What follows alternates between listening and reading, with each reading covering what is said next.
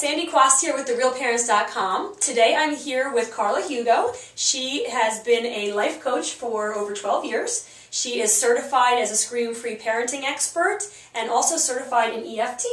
So today we're going to get a little bit of a background about what it is to be a life coach and what sort of clients she works with, and get an idea of what it is like to be a life coach day in the life. Great. So how you doing? Thanks, Sandy. What made you become a life coach? In my career, I did work in corporate America in the financial industry. I found the thing that I loved most about my work was helping people bring about resolution to their conflicts or resolution to the challenges they were facing in day-to-day office work, interpersonal relationships, or just getting a problem resolved. So when my husband and I made a transition, we got married, we moved to New Jersey, I was no longer going to commute to my work, I began to look for other types of work, such as becoming a mediator or an ombudsperson, somebody that could stand up for others and help them get solution. During that period of time, I did some consulting work in the recruiting and marketing background that I had been trained and worked in for many years. On a consulting job, somebody said to me, "Carla, you'd make a great coach." And I said, "I can't even catch a ball. What are you talking about?" So then I looked into it and I found Coach University, which is, at the time, and I believe still is, the premier coach training institute. It's known as Coach U. Looked into that and felt that was totally in alignment with what I wanted to do. So I trained over a 3-year period of time. I think it's a 2-year program, but then I became pregnant and so forth, so I took the mommy track and did all my training with Coach University. Okay, so to be a life coach, you can actually do your training at home. So yes, it was all teleclass training. Okay. This was before the internet was as prevalent. It was back in the late 1990s, and I have real books, real notebooks, and so lots of paperwork involved, but also all teleclass training. So there would be about 20 students on the call with a teleclass leader, and Coach U still runs their program that way. Okay, so for instance, what would be like a time frame, start to finish, if you were going to train to be a life coach? Right. I believe that you can do it in a year and a half. Okay. With Coach U. There's other programs out there that are more condensed. What would be, like for Coach U, for example, what would be a cost for a program like that to attend? I don't know the current cost. I think it was about $3,000 at the time I did it. So now, a life coach in general, what's a basic synopsis of what that entails? Like, what exactly does a life coach do?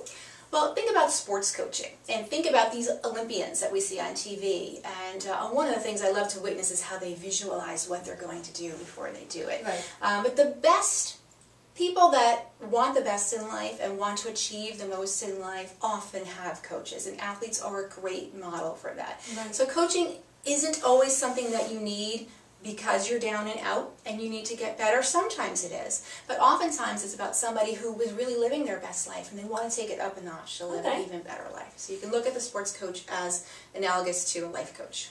Now, personality-wise, what do you find to be something that's a common trait in people who are lifestyle coaches? It's a helping profession. So those that care about others, that really get joy and satisfaction over helping others achieve their objectives. So. Okay, so we're actually going to get a little footage of Carla working or getting set up to work with one of her clients. So we'll be right back. Hi guys, Mike Quast here with TheRealParents.com. Here again with Carla Hugo. We're doing a day in the life of a lifestyle coach. So Carla, maybe you can just talk to us a little bit about what a typical day is like, starting from how you get your day started and kind of a natural progression of a day in the life and what you do. Sure. My clients are always scheduled in advance, and I personally run my practice where I work with my clients by phone. So my clients can be anywhere in the country or North America, which is great. So the whole world are potential clients. I'm not limited by working only in face-to-face close proximity. When I do have my schedule of clients, my clients call me at their appointed time. That gives them the accountability to show up for the call rather than me tracking them down. Yes, and if they don't show up, then they miss their appointment. But they generally do show up. And I have an office in my home, and what I do is I take my phone, I wear a headset. I'm very low tech in that all I have in front of me, to the best of my ability, is a piece of loose leaf paper and my pen. And during the coaching call, listening is the key criteria, but I take notes during the call, and then I pop it into my binder. So it's very low tech, you don't need a lot of tools. What you do need is presence. You need to be fully aware. The gift that you're giving your client You're not their friend, you're not their mate, because you don't have your own agenda on the call. They have your undivided attention, and your presence shows through, because when you're completely present, you hear what they're saying, and you're listening for what they're not saying, and you can bring out the issues. This is my assistant, Copper. One of the advantages to working at home, you have man's best friend or woman's best friend here at all times. But you mentioned something interesting. You do have dogs. We were speaking before. You know, you have dogs and kids and that type of thing. But one of the things that I noticed that you had mentioned was you try to create an atmosphere where there's a lot less distractions, especially when you're coaching. For example, the white noise machine. Yes, I have a white noise machine that I keep on outside the door to my home office. I close the door, and you know, the dogs hear the noise machine go on, and they tend to just settle down right away. And my children, I just ask if they're home.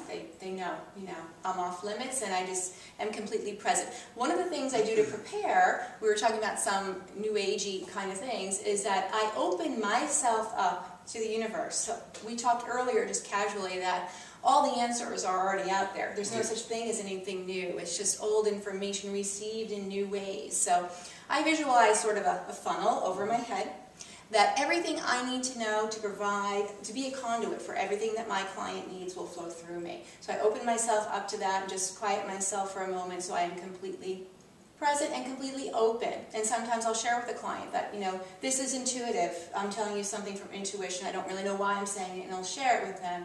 And oftentimes it's right on, just what they needed to hear. Well, that's really the essence of a coach, and I've done some coaching in my life more on the sports aspect of it, and it's being in tune with what each individual child needs. Hey guys, Mike and Sandy Quast with TheRealParents.com. We just had part 1 with Carla Hugo, career, a day in the life of a lifestyle coach. That is the end of part 1. Stay tuned for part 2. TheRealParents.com.